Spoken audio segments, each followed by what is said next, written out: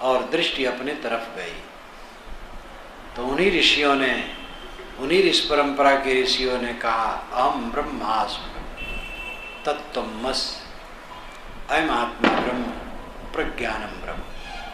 ये 4 महावाक्य उपनिषदों में, जिसको वेदांत कहते हैं, उसमें आते हैं। अहम ब्रह्म अस्मि, मैं ब्रह्म हूँ। तत्त्वम असि, वह तू है। अयम आत्मा ब्रह्म, ये आत्मा ब्रह्म है। प्रज्ञानम ब्रह्म, ज्ञान ही ब्रह्म है। भटकते भटकते अपनी तरफ लौटना हुआ और फिर वह उपनिषद ज्ञान जगत में स्वर्ण स्तंभ की तरह खड़ा हुआ, जिसमें विदेश के भी विद्वान जो उसको समझे गदगद हो गए। जब मैं उपनिषद सौरभ लिख रहा था, ये आज से 15-17 वर्ष पूर्व, तो एक ईसाई युवक ने उसको कुछ देख करके कहा, आंखें फाड़ करके, ऐसा ज्ञान था यहाँ पुराने जमाने में। बहुत संवेदनशील युवक था, वो कभी सोच नहीं सकता था। ईसाइयों में तो ज़्यादा ये प्रचार है कि हिंदू ढोंगी होते हैं, हिंदू धर्म में महाबकवास है, क्योंकि उनका लाभ यही है प्रचार करके हिंदू वर्ग को वर्गलाना। तो दंग रह गया। शोपेनहावर ने कहा है कि उपनिषदें सुख से जीने का रास्ता बताती हैं और सुख से मरने का रास्ता बताती हैं। जो जो पढ़ा वो समझा। तो उपनिषद ज्ञान भारतवर्ष में संप्रदाय विहीन ज्ञान है, कोई संप्रदाय का नहीं। उपनिषदों में कोई देवता नहीं, कोई अवतार नहीं, कोई पैगंबर नहीं, कोई अलौकिकता और चमत्कार नहीं, कोई दादागिरी नहीं है कि हमारे संप्रदाय में आओ तो मोक्ष होगा, नहीं होगा, कुछ नहीं। आत्मचिंतन है, कर्म सिद्धांत है, विषयों से वैराग्य का निर्देश है, आत्म अनुरक्ति की तरफ इशारा है। कबीर साहब का निर्देश ऐसे ही अपरोक्ष अनुभव के लिए है। कबीर साहब का पूरा विचार ही उपनिषद है। उपनिषद पढ़ करके कुछ लोगों को ज्ञान होता है और कुछ लोगों के हृदय से उपनिषद निकलता है। पानी में मीन पियासी, मैं सुन सुन आवत हाँसी, आत्मज्ञान बिना नर भटके, कोई मथुरा कोई काशी। जल बिच कमल, कमल बिच कलियां, ते पर भवर निवासी, सो मनबस त्रैलोक्य भयो, सब्जति स्त्री सन्यासी। जाको ध्यान धरे विधि हरिहर मुनिजन 788, सो तेरे घट माहि विराजे, परम पुरुष अविनाशी। है हाजिर ते दूर बतावें, दूर की बात निराशी, कहत कबीर सुनो भाई साधो, बिन गुरु भरम न जासी। धोबिया जल बिच मरत पियासा। उनकी तो एक एक पंक्ति, एक एक हेडिंग काफी है।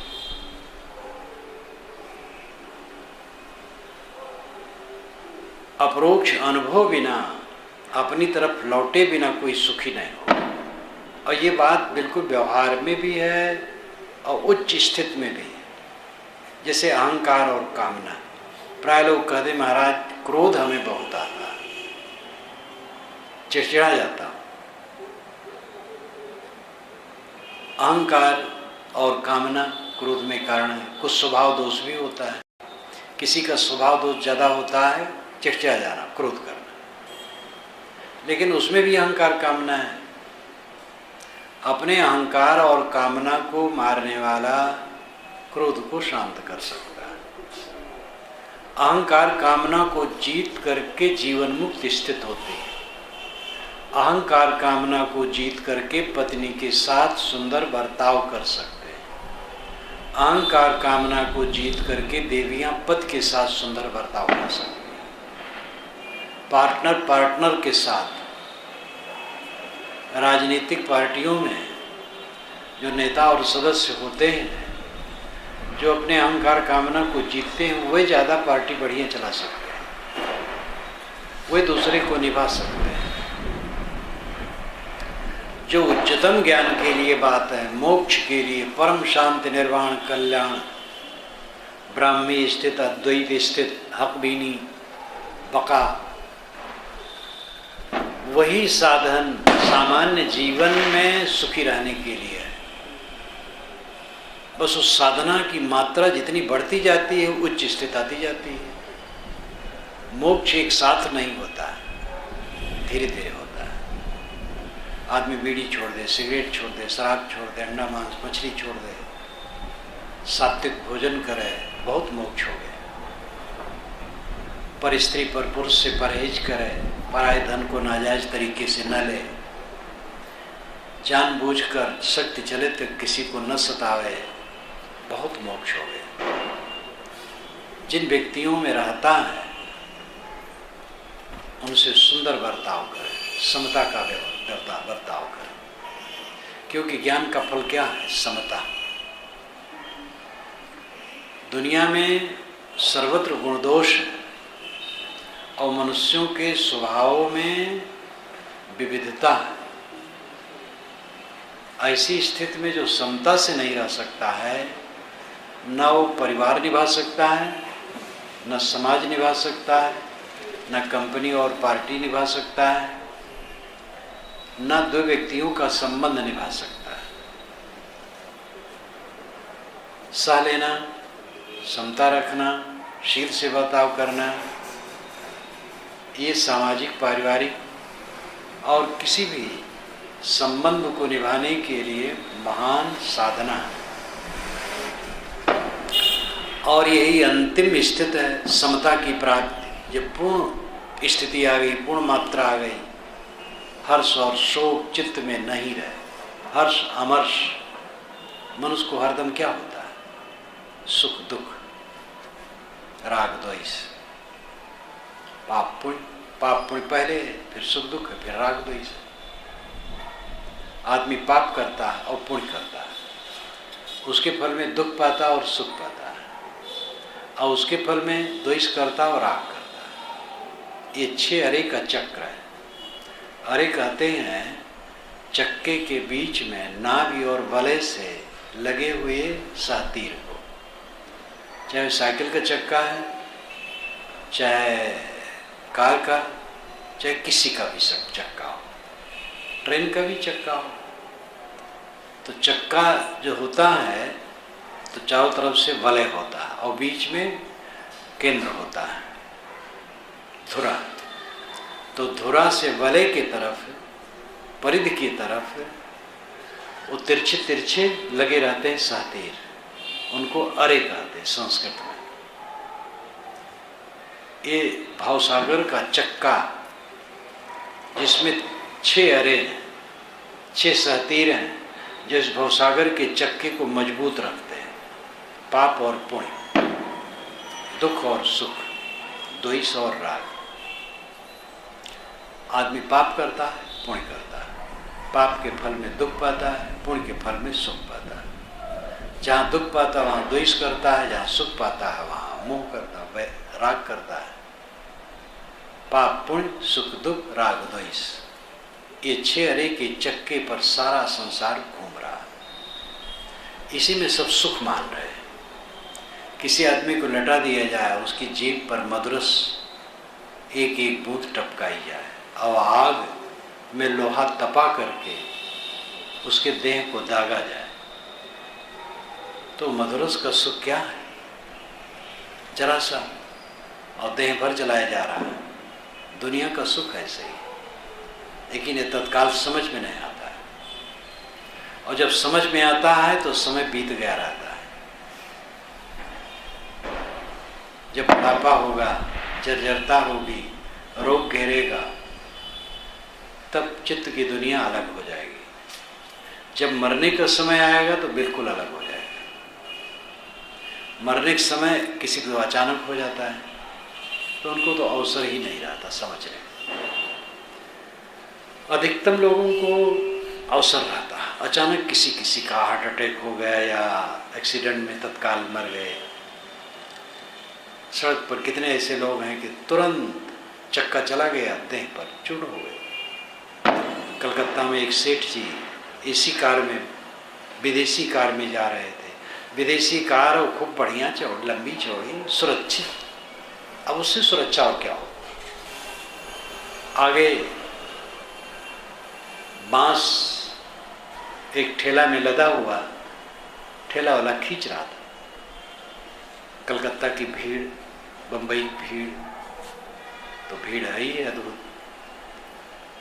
तो आगे बत्ती लाल हुई और सब गाड़ियां रोक गई। जैसे ठेला वाला खट से रोका, एक बांस ढीला था, वो पीछे खिसका और सीधा गया, गाड़ी के कांच को तोड़ा और सेठ के सीने पर चुभ गए और वहीं बदहोश हो गए और मर गए। कई वर्षों की बात। ये तो अनेक घटनाएं होती हैं। मनुष्य को जो सामने रहता है उसकी याद करके बात कर लेता है, होती ही रहती है। तो अचानक देह छूट जाती है। लेकिन अधिकतम लोगों का अस्वस्थ हुए थोड़ा, अब लगता है शरीर नहीं रह जाएगा, फिर एक दिन आता है अचेत होने लगते हैं, फिर खाट से लोग उतार देते हैं।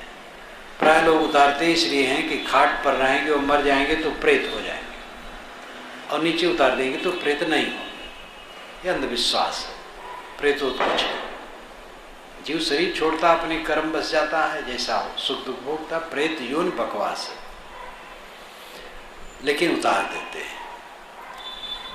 कुछ लोगों को लगता अब छूट रहा है, तब लगता कुल झूठ है।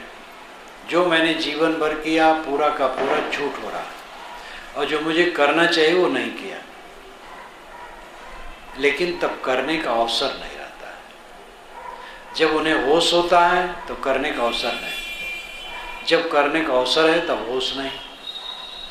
तो जैसे बच्चे मिठाई और खिलौना भूले हैं, वैसे सब भूले रहते हैं। बूढ़े बुजुर्ग जवान तो भूले हैं, बूढ़े बुजुर्ग भी सब भूले रहते हैं। मिठाई मिली है, चमकीले कपड़े मिले हैं, खिलौने मिले हैं, अब इससे बढ़िया बात और क्या मिली है।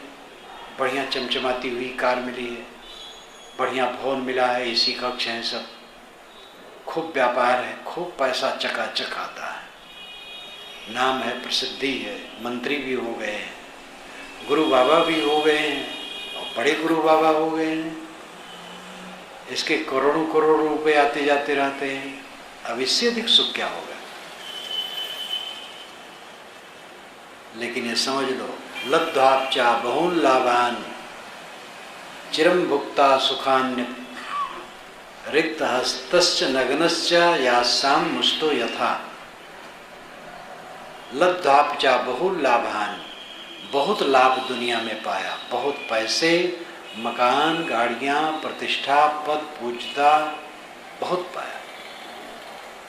चिरम भुक्ता सुखान्य, चिरकाल तक इंद्रियों के सुख भोगी, बहुत काल तक। लेकिन अंत में क्या हुआ। रिक्त हस्तश्च नग्नश्च, खाली हाथ नंगे बदन, या शाम मुसितो यथा, जैसे मुसित जाए वैसे जाना पड़ेगा। मुसित, मूसक, मुसित कहते हैं जिसका चुरा लिया गया, मूसक कहते हैं जो चुराने वाला है। चूहे को इसलिए मूसक कहते हैं, वो खेतों से अन्न की बालियां काट काट करके चुरा चुरा के अपने बिल में रखता है। घर में भी जहाँ अन्न होता है, अवसर पा जाए तो वहाँ से ले करके जाता अपने बिल में रखता है। इसलिए चूहे को लोग मूसक कहते हैं, और मूसक संस्कृत साहित्य में है, इसीलिए मुसित शब्द बना है। मुसित हो यथा, जैसे मुसित आदमी, एक आदमी हो जिसका सब छीन लिया गया हो, कपड़े भी छीन लिया गया और नंगा कर दिया गया हो और पीट के खदेड़ दिया गया हो, वही दशा आपकी आजकल में होने वाली है।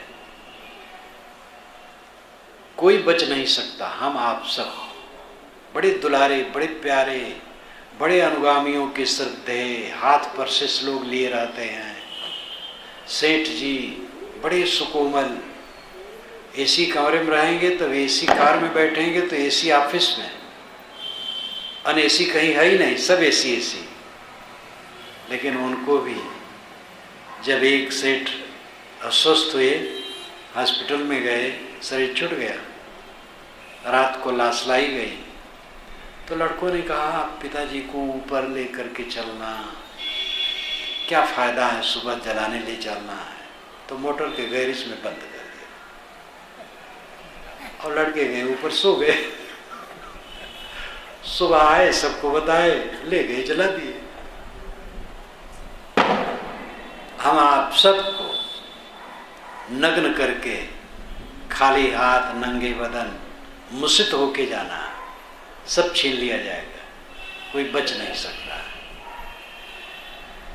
क्या लाभ पाया, क्या सुख पाया? ये सुख न मिलता तो क्या हर्ज होता? ये सुख ने हमें भटका दिया, ये लाभ ने हमें भटका दिया, हमारा परम लाभ नहीं हुआ। आत्म धन जय ठौर है, वचन कबीर उपदेश। आत्मा रूपी धन जिस जगह है, कबीर का उपदेश उसके लिए। ऋषियों का, पीरों का, संतों का, सबका उपदेश उसी के लिए। आत्म धन, राम धन, परमात्मा धन जो सबके अंदर में है, बाहर नहीं है, पाना नहीं है, ख्याल करना। यद्यपि धर्म और उपासना के क्षेत्र में विचारों का अंतर है,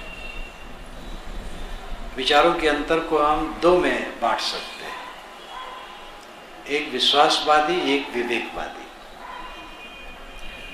विश्वासवादी मानता है कि हमारा लक्ष्य हमसे अलग है, हमारा परमात्मा, परब्रह्म हमसे अलग है। वो जब मिलेगा तब मैं आनंद कंद हो जाऊंगा, उसके आनंद से आनंदित हो जाऊंगा। दूसरा विवेकवाद है, पहला विश्वासवाद है, दूसरा विवेकवाद है। विवेकवाद कहता है परमात्मा तो मैं ही हूं, परमात्मा कहीं बाहर है, हमारा चित्त बाहर भटका है, भटकाव बंद हो जाए, बस अपने में लौट आए, परमात्मा मिल गया, परमानंद मिल गया। काम इतने करना है, बाहर से चित्त को लौटाना, परमात्मा पाना नहीं। विवेकवादी तर्क देते हैं कि जो चीज पाई जाती है वो छूट जाती है।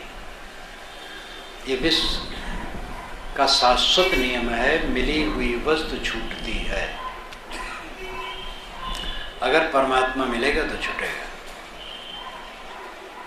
मिलने के साधन हमारे 6: आँख, नाक, कान, जीव, चांद, मन। बौद्ध लोग इनको षडायतन, खड़ायतन कहते हैं, 6 आयतन। और बौद्धों के अलावा लोग 5 ज्ञानेंद्रिय, 6ठा अंतःकरण, इस ढंग से कहते हैं। लेकिन दोनों में शैलिक फर्क है, तत्व में फर्क नहीं। 5 ज्ञानेंद्रियों द्वारा 5 विषय मिलते हैं। अब अंतःकरण द्वारा इन्हीं विषयों का स्मरण और स्मरणों के समुच्चय की धारणा होती है। आँख से हम देखते हैं रूप को, कान से सुनते हैं शब्द को, नाक से सूंघते हैं गंध को, जीभ से चखते हैं रस को, चाम से स्पर्श करते हैं। इन 5 विषयों का ज्ञान जब होता है तो इनके संस्कार इकट्ठे होते हैं, वो मन की अवस्था है। ये 6 मिला करके हमें कुछ प्राप्त होता है, और 6 से जो प्राप्त होता है वो 5 विषय होता है। शब्द, स्पर्श, रूप, रसगंध। वो परमात्मा तो नहीं हो सकता है। अगर परमात्मा आंखों से दिखाई दिया तो परमात्मा नहीं, वो रूप है। अगर कान से सुनाई दिया तो शब्द है, नाक से सूंघने में आया तो गंध है, चाम से छूने में आया तो स्पर्श है, जीभ से चखने में आया तो रस है, मन से सोचने में आया तो संकल्प विकल्प। परमात्मा तो नहीं हुआ, विषय हुआ। और इच्छाओं के बाद आप कौन सा साधन आपके पास है जो परमात्मा को पाओगे? इसलिए परमात्मा को पाने की बात जहाँ तक कही जाती है वो लाक्षणिक है। उसका अर्थ है आत्मा का बोध हो जाना और बाहरी तृष्णा का अंत हो जाना। अपने आत्मा का बोध हो गया, मैं देह नहीं, मैं स्त्री पुरुष नहीं, काला गोरा नपुंसक नहीं, और धनी निर्धन, ब्राह्मण शूद्र, हिंदू मुसलमान नहीं, ये सब दैहिक बातें हैं। मैं शुद्ध चेतन आत्मा हूँ। आत्मा निर्मल है, असंग है, अकेला है, शुद्ध बुद्ध है। कुछ लोग ऐसा भी कहते एक आत्मा है। एक आत्मा है तो कहते किससे? जिससे कहते वो दूसरा है। एक आत्मा का अर्थ है कि आत्माओं का गुण एक है, ज्ञान। संख्या और गुण, क्वालिटी और क्वांटिटी। क्वालिटी में एक है, क्वांटिटी में अलग अलग है, संख्या में अलग अलग है, गुण में एक है। हम सब आत्माओं के गुण ज्ञान है, ज्ञान में एक है, लेकिन व्यक्तित्व अलग अलग है। इसीलिए जन्म मरण बंध मोक्ष सबका अलग अलग है। तो आत्मा एक नहीं है, अनेक है। ज्ञान वह सही है जो विवेक की कसौटी पर खरा उतरे। किताबों के जोश में पड़े रहना, किताब में लिखा है, किताब में लिखा है। किताब में तो बहुत कुछ उल्टा सीधा लिखा रहता है। शास्त्र कोई स्वतः प्रमाण नहीं हो सकते। सारे शास्त्र मनुष्यों के रचे और भिन्न भिन्न समय में भिन्न भिन्न लोग हुए हैं, अपने अपने ढंग से कहे हैं। कई लोग तो वही हैं, लेकिन किसी भावना में कहें तो कभी किसी भावना में कहें। इसलिए सब समीक्षा करने योग्य है। कितने तो एक ही लेखक के परस्पर विरोधी विचार होते हैं, तो उसमें विचार करना चाहिए। और श्रुतियों विभिन्न, महाभारत में कहा गया श्रुतियाँ तो विभिन्न है, वेद वचन तो बहुत है। स्वामी शंकराचार्य ने उपनिषद भाष्य में एक जगह लिखा है, जिसको मैंने उपनिषद की भूमिका ही में दिया है, कि सैकड़ों श्रुतियाँ परस्पर विरुद्ध हैं। इन्हीं वेद के अनेक वचन परस्पर विरुद्ध हैं और उसके भाष्यकारों में बहुगता होते हुए भी सबके आचार विचार भिन्न हैं। ऐसी स्थिति में सामान्य व्यक्ति शास्त्रों के वचनों का निर्धारण करके सही निर्णय निकाले बड़ा मुश्किल है। मैं अपनी शक्ति और बुद्धि के अनुसार ये काम करूँगा। बड़ी विनम्रता से उन्होंने कहा, बड़ी बात अच्छी लगती है। मैं अपनी शक्ति और बुद्धि से ये काम करूँगा। तो शास्त्र प्रमाण का जोश, शास्त्र का प्रमाण जोश, तो फिर जो कहते हैं हम वेद मानते हैं और वेद का वचन मानते हैं, तो आप कुरान क्यों नहीं मानते? कुरान भी शास्त्र है, बाइबल भी शास्त्र है। कुरान वाला कहते हैं कि शास्त्र प्रमाण है, कुरान हम मानते हैं, तो वेद तो और पुराने हो, क्यों नहीं मानो? बाइबल वाले ऐसे कहते हैं। सब अपने ग्रंथ को प्रमाण मानते, दूसरे नहीं मानते हैं। ये बिल्ली वृत्ति। बिल्ली जब अपने बच्चे को एक जगह से दूसरी जगह ले जाती है तो मुंह में ही ले जाती है। उसके पैर हैं, हाथ तो हैं नहीं, तो दांत लगने नहीं देती अपने बच्चे को। एक जगह एक बार मैंने देखा, अपनी बिल्ली अपने बच्चे को मुंह में ले करके जा रही थी और बच्चा टुकुर टुकुर ताक रहा था आराम से, क्योंकि उसको कष्ट तो होता नहीं, पकड़े तो आराम से पकड़े रहती है। लेकिन जब चूहे के बच्चे को पकड़ती है तब एक ही बार में काम तबाह। मेरा शास्त्र स्वतः प्रमाण है, दूसरे का शास्त्र स्वतः प्रमाण नहीं है। ये बिल्ली वृत्ति वाले क्या धर्म को समझ सकते हैं? दुनिया के जितने शास्त्र हैं सब आदरणीय हैं और विवेक सबसे ऊंचा है। सभी शास्त्रों पे विवेक ही सर्वोपरि है। कबीर साहब की ये साखी जगत प्रसिद्ध है, साधु ऐसा चाहिए जैसा सूप सुभाए, सार सार को गई रहे थोथा दे उड़ाए। सूप स्वभाव बनो।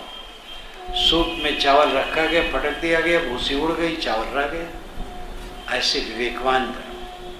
वेद की ऋषि ने चलनी का उदाहरण दिया है। सत्य में उदित ना पुनंतो यत्र धीरा मनसा वाचम कृत, अत्रा सखाया सख्यान जानते भद्रईशाम लक्ष्मी नेतादिवाच।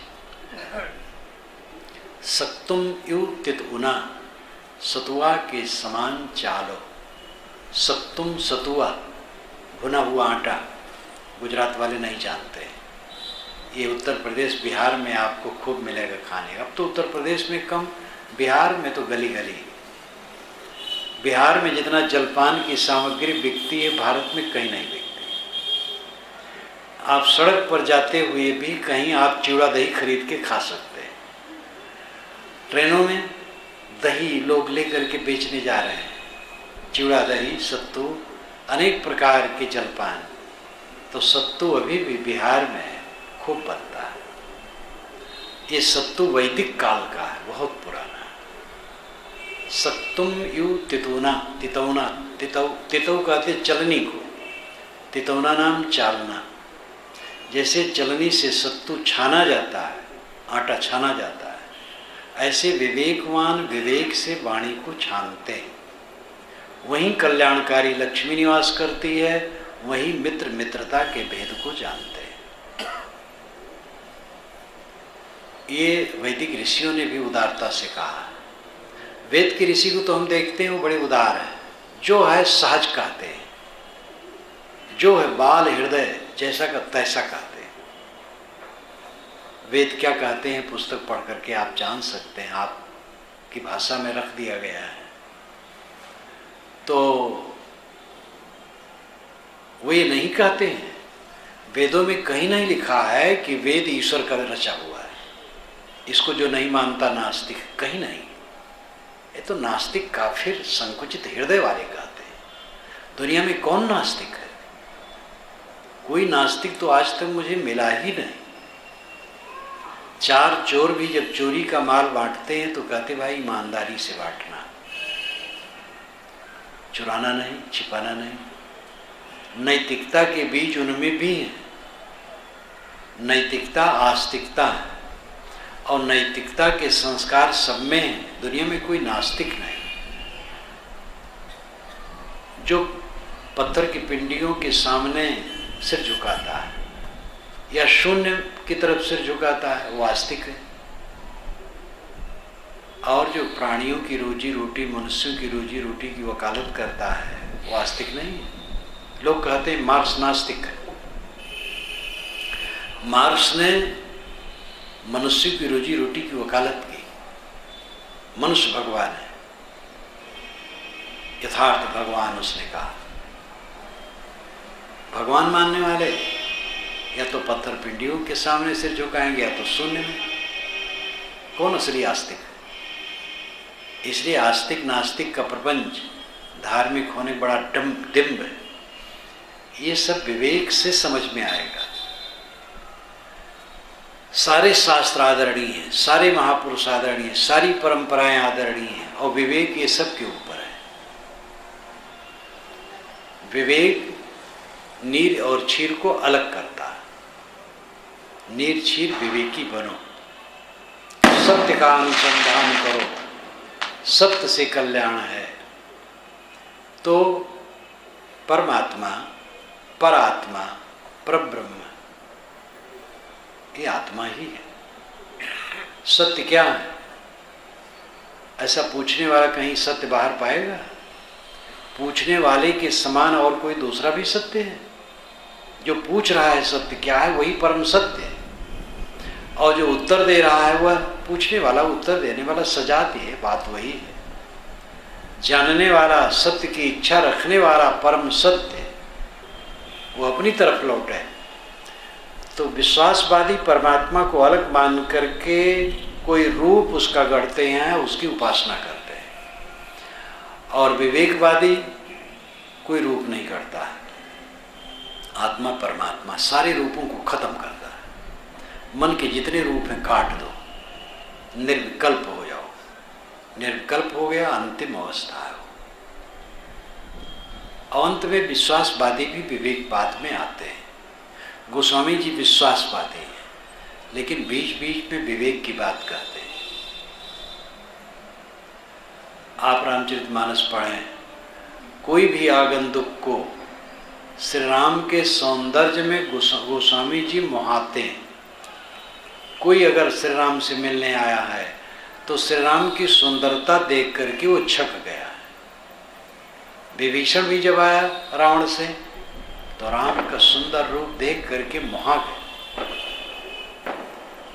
ये जो सुंदर रूप 2-4 बरस का होता है, 4-6 बरस, बहुत ले दे करके 10 बरस, 18 से 28। किसी नवयुवक को देखो 18 से 28 के अंदर उसका सौंदर्य रहता है, और ज़्यादा सौंदर्य तो 18 से 20-22 तक, फिर खसकने लगता है।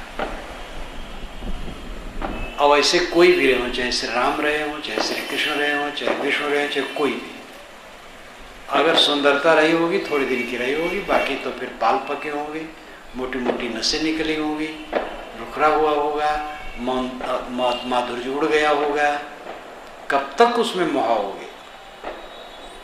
इसलिए गोस्वामी जी भी कह देते हैं, देखी सुनी गुनी मन माही, मोह मूल परमार्थ नाही। जो देखते हैं सुनते हैं मन में सोचते हैं, मोह बना सकता परमार्थ नहीं। क्यों? क्योंकि गो गोचर जहाँ लग मन जाई, सो सब माया जाने भाई। गो इंद्रियां, गोचर विषय, जहाँ तक मन जाए सब माया है। जहाँ तोष तहाँ राम है, राम तोष नहीं भेद, तुलसी पेख गत नहीं साथ विविध विधि खेद। जहाँ संतोष है वहाँ राम है, राम और संतोष में भेद नहीं। ऐसा जान करके लोग संतोष नहीं ग्रहण करते हैं, राम को खोजते हैं। यहाँ तो बिल्कुल गोस्वामी जी कभी साहेब हो गए। जहाँ तोष तहाँ राम है, राम को आप खोज रहे हो। संतोष है, संतोष तो नहीं है, तो राम को कहाँ पाओगे। संतोष है, फिर राम को खोजने की जरूरत क्या है। बात वही हो गई जो कबीर साहब कहते हैं, या और निर्गुणी धारा के संत कहते हैं, या उपनिषद के ऋषि कहते हैं, या सूफी संत कहते हैं। राहक हरगिज ने आबीता नगीरी, 4 तर्क, तर्क दुनिया, तर्क उकबा, तर्क मौला, तर्क तर्क। सही रास्ता तब तक नहीं मिल सकता है जब तक 4 का तर्क न किया जाए। तर्क यानी त्याग,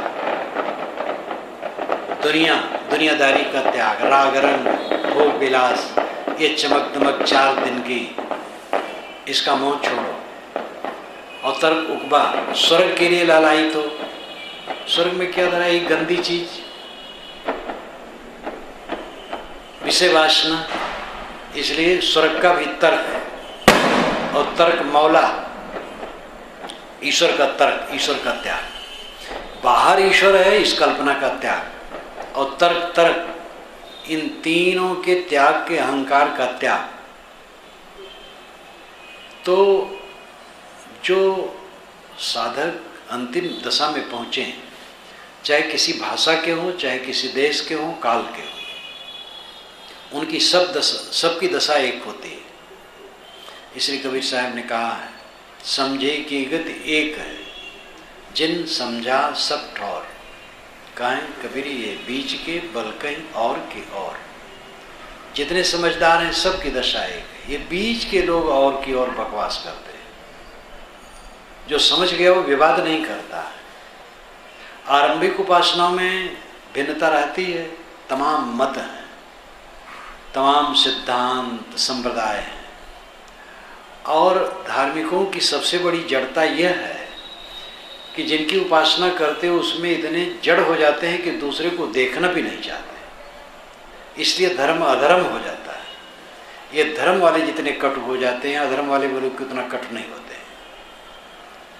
इसलिए महाशंका उत्पन्न हो जाती है कि धार्मिक हैं कि क्रूर हैं। हमारी श्रद्धा तरल होनी चाहिए, सरल होनी चाहिए, और दुनिया के सभी महापुरुषों का सही मूल्यांकन करना चाहिए। सभी संप्रदाय का, सभी शास्त्रों का जितना अपना समझ पावे आदर देना चाहिए, सही मूल्यांकन करना चाहिए।